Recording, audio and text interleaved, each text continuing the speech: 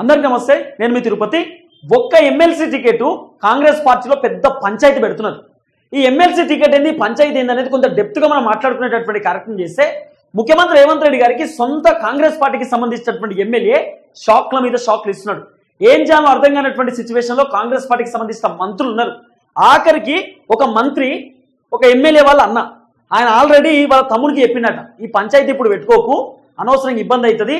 ఇప్పుడు already Congress AICC మొత్తం కూడా హ్యాండిల్ చేస్తూ ఉంది, ఏది చెప్పినా కూడా ఏఐసిసిఏ ఫైనల్ చేస్తుంది. మీనాక్షి నటరాజన్ ఇక్కడ కాంగ్రెస్ పార్టీకి సంబంధించినటువంటి హైకమాండ్ అక్కడ, రేవంత్ రెడ్డి ఏం నడుస్తలేదు, మంత్రులు ఏం నడుస్తలేదు, వాళ్ళు ఎక్కడ డిసిషన్ తీసుకుంటే అదే ఫైనల్, నువ్వు ఇక్కడ సపోర్ట్ చేయకని చెప్పి ఒక మంత్రి కూడా ఎమ్మెల్యేకు చెప్పిండు అనేది కొంత సోషల్ మీడియాలో నడుస్తున్నటువంటి చర్చ.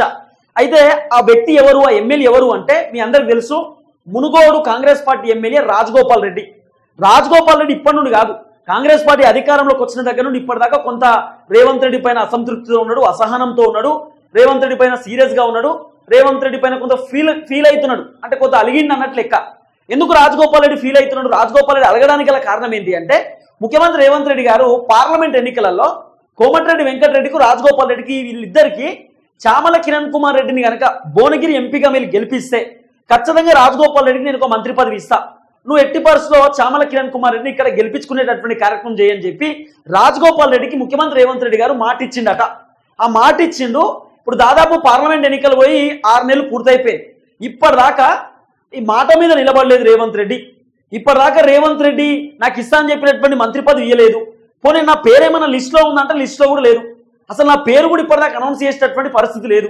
అయితే ఇప్పుడు రాజగోపాల్ రెడ్డి రేవంత్ రెడ్డి పైన సీరియస్ కావడానికి గల కారణం ఏంది, ఎందుకు రాజగోపాల్ రెడ్డి ముఖ్యమంత్రి రేవంత్ రెడ్డి పైన అసహనంతో అసంతృప్తితో ఉన్నాడు అంటే, మొన్న ఎమ్మెల్సీ టికెట్లు 3 వచ్చినాయి. ఎమ్మెల్యే కోటాలో ఎమ్మెల్సీ టికెట్లు, ఒకటి శంకర్ నాయక్, ఒకటి విజయశాంతి, ఇంకొకటి అద్దంకి దయాకర్.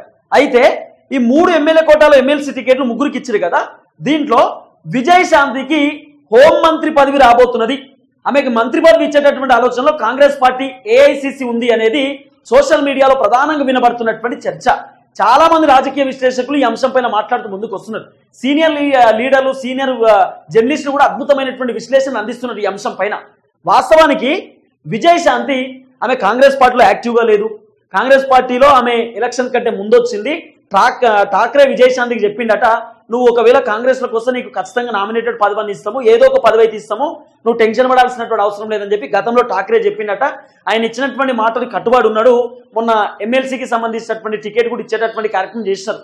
తర్వాత విజయశాంతి కాంగ్రెస్లోకి వచ్చిన దగ్గర నుండి ఒక్కసారి కూడా గాంధీ భవన్కు పోలే, కాంగ్రెస్ పార్టీ మీటింగ్ లో పాల్గొనలే, కాంగ్రెస్ భారీ బహిరంగ సభలకు అటెండ్ కాలే, గాంధీ భవన్ లో ఒక్కసారి కూడా ప్రెస్ మీట్ పెట్టలే, ఏ ఆఫీస్కు పోలేదు. ఆమె ఎక్కడ కూడా కాంగ్రెస్ లో పెద్దగా యాక్టివ్గా ఉన్నటువంటి దాఖలాలు మనం చూడలే. కాంగ్రెస్ ఒకటే కాదు, ఆమె పాలిటిక్స్ లోనే పెద్ద ఎత్తున యాక్టివ్గా లేనటువంటి దాఖలాలు మనం చూస్తాం. యాక్టివ్గా లేనటువంటి విజయశాంతికి ఎమ్మెల్సీ టికెట్ ఎట్లిస్తారు అని చెప్పి కాంగ్రెస్ పార్టీకి సంబంధించినటువంటి చాలా మంది నేతలు రేవంత్ రెడ్డి గారిని క్వశ్చన్ చేస్తా ఉన్నారు.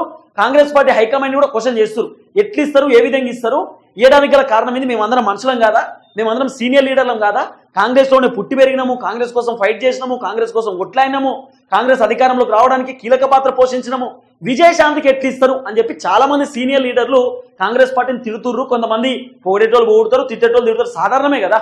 ఇప్పుడు కాంగ్రెస్ పార్టీ ఏం కేసీఆర్ లేక ప్రాంతీయ పార్టీ కాదు, అది జాతీయ పార్టీ. ఇప్పుడు తాతల కాంచెలు ఉన్నటువంటి పార్టీ, అది తరతరాలు ఉన్నటువంటి కాంగ్రెస్ పార్టీ. దీంట్లో కొట్లాటలు ఉంటాయి, పంచాయతీలు ఉంటాయి, అదంతా కామన్ పాయింట్. కాంగ్రెస్ అంటేనే కొట్లాటలు, పంచాయతీలు చాలా కామన్ గా తీసి పడేస్తారు, కాబట్టి ఇవన్నీ కూడా ఉంటాయి. అయితే ఇక్కడ రాజగోపాల్ రెడ్డి బాధ ఏంది అంటే, వాస్తవానికి రాజగోపాల్ రెడ్డికి హోమ్ మినిస్టర్ అనేది ఇష్టమట. కొంత ఒక చర్చ అయితే వినబడుతున్న హోమ్ మినిస్ట్రీ అనేది రాజగోపాల్ రెడ్డికి ఇష్టము. ఈ హోమ్ మినిస్టర్ పదవి రాజగోపాల్ రెడ్డికి రాబోతున్నది, రాజగోపాల్ రెడ్డికి వరించబోతుంది, రాజగోపాల్ రెడ్డి హోమ్ మినిస్ట్రీకి సెట్ అవుతాడు అనేది ప్రధానంగా కాంగ్రెస్ వాళ్ళందరూ మాట్లాడుకున్నారు. చాలా సార్లు సోషల్ మీడియాలలో వార్త కూడా వచ్చింది, రాజగోపాల్ రెడ్డికి హోమ్ మినిస్టర్ పదవి ఇవ్వబోతున్నారు. రేవంత్ రెడ్డి మొన్ననే ఈ 6 మంత్రివర్గ విస్తరణకు సంబంధించినటువంటి లిస్టు ఆయన ఏఐసిసికి ఇచ్చిండు. ఏఐసిసి రాజగోపాల్ రెడ్డి పేరు ఫైనల్ చేయబోతున్నది, రాజగోపాల్ రెడ్డికి హోమ్ మినిస్టర్ పదవి రాబోతున్నది అని చెప్పి పెద్ద ఎత్తున వార్తలు వచ్చినాయి. వచ్చిన తర్వాత ఈ వార్త ఎక్కడ బ్రేక్ అయింది, ఈ వార్తకు ఎక్కడ చెక్ పెట్టినారు అంటే, ఉత్తమ్ కుమార్ రెడ్డి ఒప్పుకుంటలేడు, ఉత్తమ్ కుమార్ రెడ్డి రాజగోపాల్ రెడ్డికి రావాల్సినటువంటి మంత్రి పదవికి అడ్డం పడుతున్నాడు అని చెప్పి కొంత కాంగ్రెస్ వాళ్ళే క్రియేట్ చేసిరో, లేకపోతే సోషల్ మీడియాలో ఉన్నటువంటి కొంతమంది వాళ్ళు మాట్లాడుకునేటటువంటి కార్యక్రమం చేస్తారు. సరే, ఇది కాంగ్రెస్ వాళ్ళే క్రియేట్ చేసి అనుకున్నాం. ఏం చెప్పారు, ఉత్తమ్ కుమార్ రెడ్డి రాజగోపాల్ రెడ్డికి మంత్రి పదవి రావడానికి అడ్డం పడుతున్నాడు. ఏం అడ్డం పడుతున్నాడట అంటే, ఆల్రెడీ కోమటిరెడ్డి వెంకటరెడ్డి ఆయన మంత్రిగా ఉన్నాడు, కోమటిరెడ్డి వెంకటరెడ్డి మంత్రి ఉన్నప్పుడు వాళ్ళ తమ్ముడు రాజగోపాల్ రెడ్డికి ఎట్లా మంత్రి పదవి ఇస్తారు? అన్నదమ్ములు ఇద్దరు మంత్రులు ఉంటారా? ఒక ఇంట్లో ఇద్దరు ఉంటారా? అది కరెక్ట్ కాదు కదా. ఒకవేళ మీరు రాజగోపాల్ రెడ్డి మంత్రి పదవి ఇస్తే మా భార్య పద్మకు కూడా మంత్రి పదవి ఇవ్వండి, మా పద్మ కూడా ఎమ్మెల్యేనే కదా, ఆమె కూడా మంత్రి పదవి ఇస్తే మేమిద్దరం కూడా మంత్రులు ఎక్కుంటాం, ఇది పద్ధతి కాదు కదా అని చెప్పి ఉత్తమ్ కుమార్ రెడ్డి రాజగోపాల్ రెడ్డి మంత్రి పదవికి అడ్డం పడుతుందనేది గతంలో సోషల్ మీడియాలో కోకోలమైనటువంటి వార్తలు వచ్చినాయి. సరే, అది నమ్మశక్యమైనటువంటి వార్తల నమ్మరానటువంటి వార్తల పక్కన పెడితే చాలా మంది రాజకీయ నాయకులు మాట్లాడుతూ ముందుకు వచ్చినారు. ఆ వార్తల పైన కొంతమంది స్పందించారు, కొంతమంది స్పందించలే. రాజకీయ విశ్లేషకులు, సీనియర్ జర్నలిస్టు కూడా మాట్లాడుతూ ముందుకు వచ్చినారు. సరే, ఉత్తమ్ కుమార్ రెడ్డి ముచ్చట పక్కన పెడదాం. ఇప్పుడు విజయశాంతికి ఆమెకు మంత్రి పదవి రాబోతున్నది. ఆమె మంత్రి పదవి ఏంది? హోమ్ మినిస్టర్ పదవి రాబోతుంది అనేది సోషల్ మీడియాలో వినబడుతున్నటువంటి వార్త. అయితే రాజగోపాల్ రెడ్డి బాధ ఏంది? సరే, విజయశాంతికి హోమ్ మినిస్టర్ పదవి వస్తుంది, ఇంకోటి వస్తుంది, సెకండరీ 6 మంత్రి పదవులు ఉన్నాయి. దాంట్లో హోమ్ మినిస్ట్రీ పోతే మిగిలినటువంటి 5 మంత్రి పదవులలో ఏదో ఒకటి నాకు రాకపోతుందా అనే ఆలోచనలో రాజగోపాల్ రెడ్డి ఉన్నాడు. కానీ రాజగోపాల్ రెడ్డి ఫస్ట్ బాధ ఏంటంటే విజయశాంతి మొన్నటి దాకా అసలు కాంగ్రెస్ లో యాక్టివ్ గా లేనే లేదు. ఆమె డైరెక్ట్ ఏఐసిసి దగ్గరికి పోయి ఏఐసిసితో మాట్లాడుకున్నది.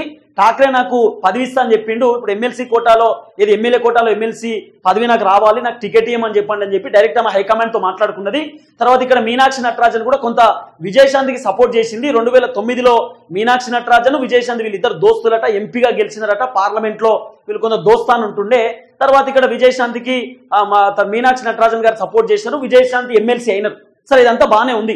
విజయశాంతికి డైరెక్ట్ హైకమాండ్ సపోర్ట్ ఉన్నది కాబట్టి విజయశాంతికి హోమ్ మినిస్ట్రీ పదవి ఇస్తే ఖచ్చితంగా కొంత బాగుంటుంది. ఆల్రెడీ ఆమె సినిమా యాక్టర్, రాములమ్మ అనేటటువంటి పేరు కూడా ఉంది, ఫైర్ బ్రాండ్ అనేటటువంటి పేరు కూడా ఉంటుంది, గట్టిగా మాట్లాడుతుంది, అందరినీ క్వశ్చన్ చేసేటటువంటి సత్తా ఉన్నటువంటి లీడర్ కాబట్టి విజయశాంతికి కాంగ్రెస్ హోమ్ మినిస్ట్రీ పదవి ఇవ్వబోతున్నది ఎమ్మెల్యే కోటాలో.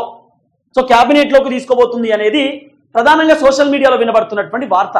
ఎప్పుడైతే విజయశాంతికి హోమ్ మినిస్ట్రీ పదవి రాబోతుందని తెలిసిందో రాజగోపాల్ రెడ్డి షాక్ లో ఉన్నాడు అనేది కొంత వినబడుతున్నటువంటి అంశం.